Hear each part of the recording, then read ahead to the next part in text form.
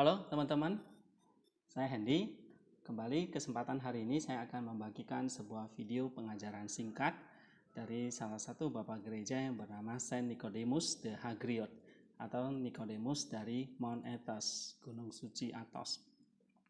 Nah, saudara-saudara, kemarin saya sudah mengajarkan tentang tips atau nasihat praktis dalam menghadapi pencobaan yang kita hadapi sehari-hari. Renungan kali ini saya masih akan membagikan tips praktis dari Saint Nicodemus, tetapi kali ini tipsnya pada pagi hari atau bagaimana kita memulai awal hari kita di pagi hari dengan berbagai nasihat yang dia berikan kepada kita. Orang Kristen selalu menjadi sasaran peperangan rohani di sepanjang hidupnya. Setiap orang bergumul dengan pikiran yang dapat memberontak kepada kita kapan saja. Kita akan selalu mendapat banyak kemunduran jika kita kita tidak tahu taktik atau strategi memerangi dosa dan bagaimana kita memakai senjata dalam berbagai kasus yang berbeda. Ada musuh dan sekutu kita yang akan selalu menghantam jiwa kita atau hati kita. Nah, Saint Nicodemus menasihati kita, setelah bangun di pagi hari dan mengucap doa yang singkat, kita harus menyadari bahwa ada musuh atau nafsu yang akan menarik kita dan yang sering kita lawan itu sudah ada menunggu kita di sana.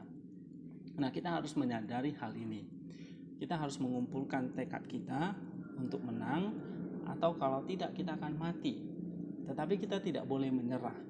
Kita harus memanggil panglima tertinggi kita yang menang atas dosa, yaitu Tuhan kita Yesus Kristus.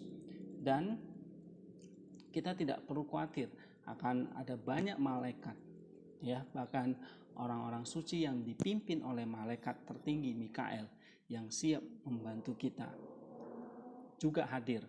Mereka akan juga hadir tanpa terlihat di tangan kita.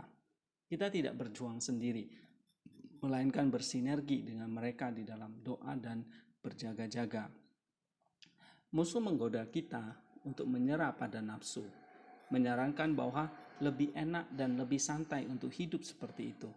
Kita harus segera mendengar suara inspirasi dari malaikat pelindung kita yang berbicara atas nama semua orang yang berdiri di sebelah kanan kita. Jangan takut, berdirilah tetap dan lihatlah keselamatan dari Tuhan yang akan diberikannya hari ini kepadamu. Sebab orang Mesir yang kamu lihat hari ini tidak akan kamu lihat lagi untuk selama-lamanya. Tuhan akan berperang untuk kamu dan kamu akan diam saja. Nah, ini dicatat dalam Keluaran 14 ayat 13 sampai 14. Mazmur 27 ayat 12, yakinlah dirimu dan berdoalah, lepaskan aku dari kehendak musuhku. Panggil Bunda Allah, orang-orang kudus dan para malaikat, kata Saint Nicodemus, dan kemenangan akan diberikan.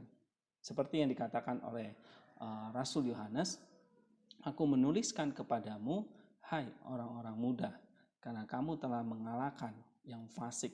1 Yohanes 2 ayat 13. Ya, kita memang rapuh dan lemah. Kita memiliki kebiasaan berdosa dan musuh yang banyak. Tetapi pasukan Tuhan juga sangat banyak, bahkan lebih banyak. Tuhan ingin menyelamatkan kita lebih dari yang diinginkan iblis menghancurkan kita. Tuhan, pencipta langit dan bumi, lebih kuat daripada para malaikat yang jatuh itu. Meskipun itu sulit dan menyakitkan, untuk menghilangkan kebiasaan-kebiasaan buruk kita, penting kita tidak kehilangan harapan, kehilangan satu tekad, keinginan untuk melawan mereka. Mulai setiap hari dengan perang melawan musuh-musuhmu dalam nama Tuhan, menggunakan senjata-senjata yang mempercayai dan berharap akan Tuhan, kata Saint Nicodemus. Senjata utama dalam pertempuran itu adalah doa puja Yesus, yaitu Tuhan Yesus Kristus, Anak Allah, kasihanilah aku, orang yang berdosa. Nah, doa inilah yang harus terus kita panjatkan. Sebab Yesus adalah nama yang sangat kuat, yang seperti pedang bermata dua. Ketika masuk dan bekerja di dalam hati kita, Dia akan menyerang dan mengusir semua setan, semua iblis dan nafsu-nafsu jahat. Nikodemus mengutip John Climacus. Dia berkata, kalahkan musuhmu dalam nama Tuhan Yesus. Seperti yang diajarkan di dalam doa puja Yesus ini. Penting dicatat bahwa kita harus fokus pada nafsu daging yang paling sering menimpa kita. Pertempuran harus berjalan sebagai berikut. Pertama, kata Nikodemus, kita harus mengidentifikasi musuh. Sama seperti dalam pertempuran secara fisik, kita harus terlebih dahulu memperhatikan siapa musuh kita, mencari tahu seberapa dia banyak, kuatnya dia.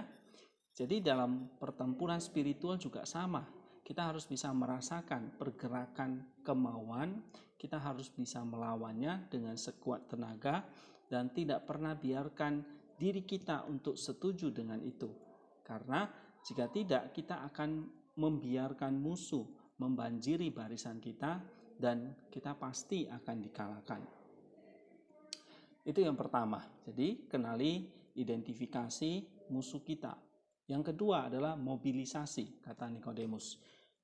Segera setelah penjaga kita melihat musuh, kita harus segera memerintahkan pasukan kita untuk berbaris dalam pertempuran. Ini berarti membangkitkan keengganan untuk berbuat dosa di dalam jiwa kita. Kita harus marah dengan sangat untuk menghadapinya, menunda kemajuannya. Nah, katakanlah di dalam dirimu, aku benci dan benci berbohong. Seperti misalnya dalam Mazmur 119 ayat 163. Atau aku benci mereka dengan kebencian yang sempurna. Aku menganggap mereka musuhku. Ya, Mazmur 139 ayat 22. Musuh akan mundur sedikit dan seruan pertempuran ini akan kemudian menyerang kita lagi, tetapi kita harus terus maju, melawan, bertempur, memobilisasi segenap kekuatan yang kita punya. Yang ketiga adalah level pertempuran itu sendiri. Level 2, kita bersiap-siap untuk memobilisasi segenap kekuatan kita. Maka yang ketiga ini adalah terjadinya pertempuran. Kita sudah melakukan banyak hal untuk menghindari dosa. Kita melihatnya, datang dan menolaknya, dan membalasnya untuk pertama kalinya dengan kemarahan.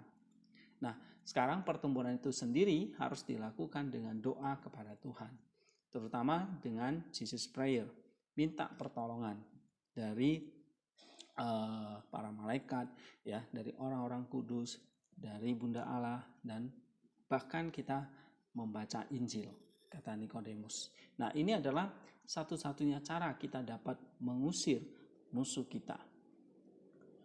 Kemudian yang keempat, serangan balik. Nah, setelah kita membuat musuh mundur, kita tidak boleh merasa tenang atau santai, ya, tetapi kita harus menyerangnya dan merusaknya, yaitu melakukan kebalikan dari nafsu. Jika kita dihina, maka kebalikannya adalah ucapkan kata yang ramah atau baik, tidak menghujat balik. Jika kita suka berbicara atau gosip, maka cara melawannya kita diam, ya, atau kita tidak membalas gosip itu.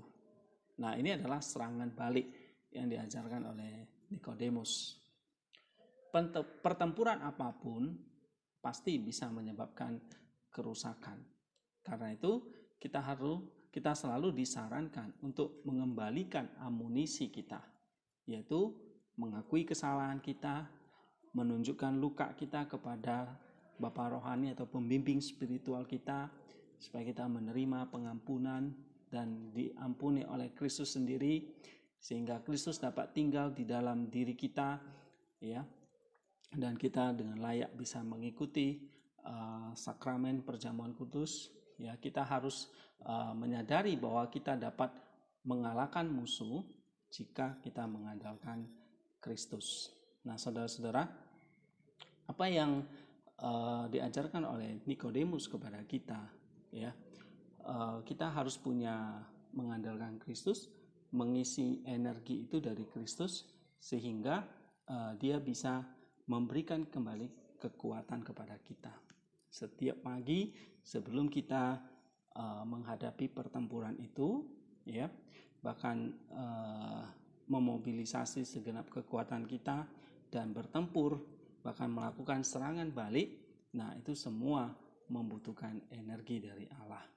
Nah, kiranya apa yang disampaikan oleh Nikodemus ini bisa menolong kita untuk menghadapi tantangan pencobaan yang kita hadapi sendiri. Jadi secara ringkasnya adalah Nikodemus mengajarkan kepada kita bahwa kita harus bisa mengidentifikasi musuh, mobilisasinya, bertempur, dan melakukan serangan balik. Semuanya itu dilakukan dengan nama Yesus, dengan Jesus Prayer, dan Dia akan memberikan kita kekuatan. Ya, terakhir saudara-saudara, apa yang dikatakan oleh Nikodemus menolong kita untuk semakin hari semakin berjaga-jaga, peka, ya, mengenal musuh setiap hari, maka kita akan jadi tahu apa kekuatan dan kelemahan mereka. Nah, ini yang diajarkan oleh Saint Nikodemus. Nah, kiranya ini bisa menolong kita untuk memulai aktivitas pagi hari ini dengan baik, dengan mengandalkan Tuhan dalam segenap aspek hidup kita. Thank you. Kita akan bertemu lagi pada video pengajaran yang lain.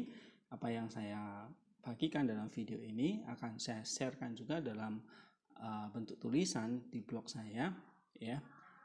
Terima kasih semua, sampai ketemu kembali.